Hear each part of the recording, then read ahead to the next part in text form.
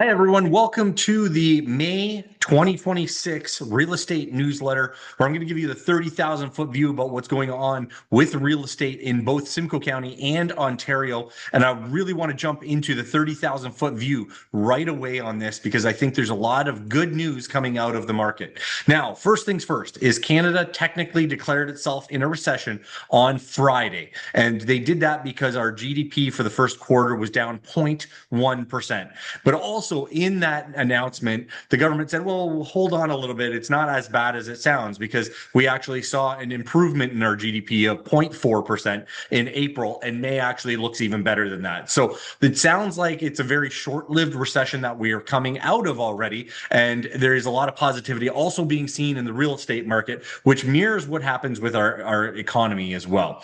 So what we're seeing in Simcoe County, and if you want to see your local information, just go back to the real estate newsletter, the actual written copy. Look at the bottom. All the local area information is there, including Midland, Penetang, Tiny Tay, Collingwood, Aurelia, Wasaga Beach are all there for you to look through. But I'm going to touch on the high level stuff. And so what we saw is a lot of positive movement in the month over month and some positive movement in the year over the year, although that'll take a little bit for to catch up to kind of our positive vibes that we're getting out of a month over month. So in Simcoe County, we saw an increase in new listings month over month, which is expected. We also saw an increase in sales, which is expected. But the good news is year over year, there was an increase in sales of 5% in Simcoe County. And the months of inventory actually decreased in Simcoe County, which is great because that means that inventory levels are coming back down and buyers have a little bit less selection, meaning that sellers will also have an opportunity to understand what their house is actually valued at, stabilization of prices. And that with that stabilization, at least you know where you sit in the current market values.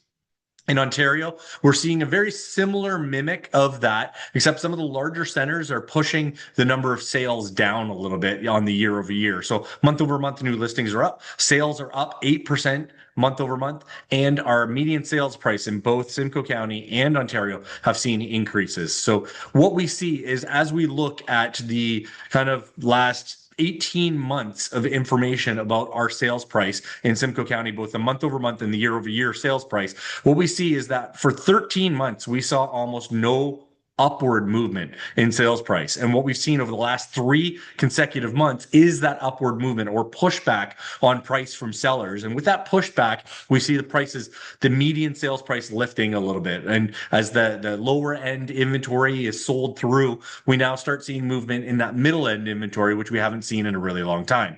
Now, it'll take a little bit of time for the year over year sales prices to adjust and to catch back up. But what we're seeing is February was down 13% year over year. Then March was 8, April 6, May is 4. So we're seeing a steady decline of that erosion of that year over year price that we haven't seen an improvement in at least 18 months. I didn't go back any further than that, but very positive signs coming out of the prices and over the volume of sales that we're seeing.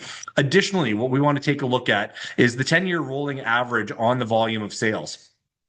So when we go to take a look at the 10-year rolling average, what we're seeing is that the month over month 10-year rolling average starting in March was down 52%. So this is the volume of sales. We should be at 1,000 sales in Simcoe County. We had 496. Then in April, we saw a 36% decrease in the 10-year rolling average. We should be at 996 sales. We saw 638. But May actually saw even more of an improvement. So we should be at 1,058 sales. We're at 800. So we're off by 24%. So what we've seen is basically a big jump in the volume of sales happening in the month over month on those 10-year rolling averages, meaning that more people are returning to the market than we've seen over the last couple of years. So there is a lot of positivity happening in the market right now.